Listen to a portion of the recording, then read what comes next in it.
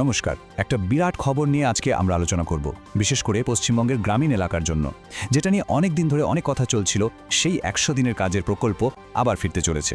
চলুন তাহলে পুরো বিষয়টা একটু খুঁটিয়ে দেখা যাক। হ্যাঁ, খবরটা একদম সত্যি। দীর্ঘদিন বন্ধ থাকার পর রাজ্য জুড়ে ১০০ দিনের কাজের প্রকল্প আবার চালু হতে চলেছে। রাজ্য পঞ্চায়েত দপ্তর থেকে তো নির্দেশও এসে গেছে। বলা হয়েছে ফেব্রুয়ারি মাস থেকেই কাজ শুরু করার জন্য যা যা প্রস্তুতি দরকার সব সেরে ফেলতে হবে। মানে এতদিন ধরে যে একটা অচলাবস্থা চলছিল সেটা শেষ হতে চলেছে। কিন্তু ভাবার বিষয় হলো, এই প্রকল্পটা এতদিন ধরে বন্ধই বা ছিল কেন? এটা ফিরে আসাটা যে এত বড় একটা খবর, তার পেছনে তো একটা লম্বা গল্প আছে, তাই না? চলুন সেই কারণগুলোতেই একবার নজর বোলানো যাক। দেখুন, এই কাজটা বন্ধ হওয়া নিয়ে আসলে দুটো আলাদা আলাদা কথা শোনা যাচ্ছিল। একদিকে রাজ্য সরকারের বক্তব্য ছিল এটা একরকম কেন্দ্রীয় বঞ্চনা, তাদের মতে কেন্দ্র টাকা আটকে রেখে রাজ্যের শ্রমিকদের ক্ষতি করছিল। আর অন্যদিকে কেন্দ্রের যুক্তি ছিল সম্পূর্ণ আলাদা। তারা বলছিল কিছু কিছু জায়গায় দুর্নীতি আর অনিয়মের অভিযোগ উঠেছে, তাই পুরো রাজ্যের প্রকল্পটাই বন্ধ করতে হয়েছে। আর এই দুয়ের মাঝখানেই, মানে যাকে বলে টানাপোড়েন, তার মধ্যেই আটকে গেছিল পুরো ব্যাপারটা। তো এই যখন পরিস্থিতি, তখন আসরে নামল আদালত।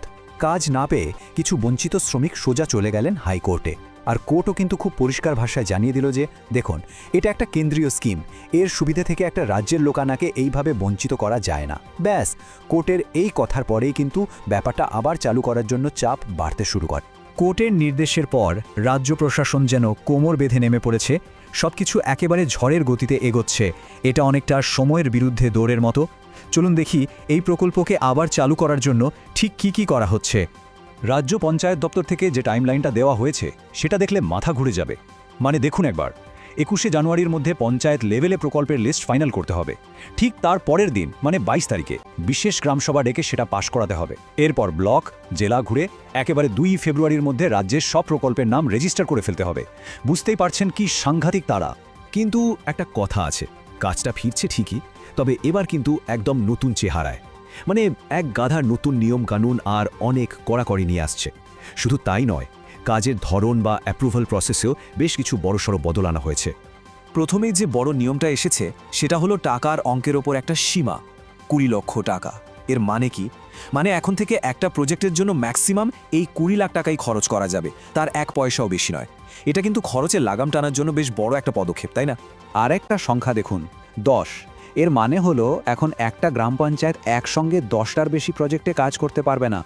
কারণটা খুব সহজ, যাতে কম কাজ নিয়ে সেগুলোর ওপর ঠিকঠাক নজর রাখা যায় আর কাজগুলো যেন ভালোভাবে শেষ হয়। শুধু তাই নয়, আরও কিছু বড়সড় বদল এসছে। যেমন ধরুন, এখন প্রত্যেকটা কাজের জন্য একেবারে ডিস্ট্রিক্ট ম্যাজিস্ট্রেটের, মানে ডিএম-এর অ্যাপ্রুভাল লাগবে। ব্যাপারটা কতটা সিরিয়াস বুঝতেই পারছেন। আর একটা ইন্টারেস্টিং ব্যাপার হলো, আগে যেমন একটা বড় কাজকে টুকরো টুকরো করে দেখানো হতো, সেটা এখন আর একদমই চলবে না, স্ট্রিক্টলি বারণ। আর সবচেয়ে বড় যে ফোকাসটা বদলানো হয়েছে সেটা হলো এখন এমন কাজ করতে হবে যা থেকে একটা স্থায়ী সম্পদ তৈরি হয়।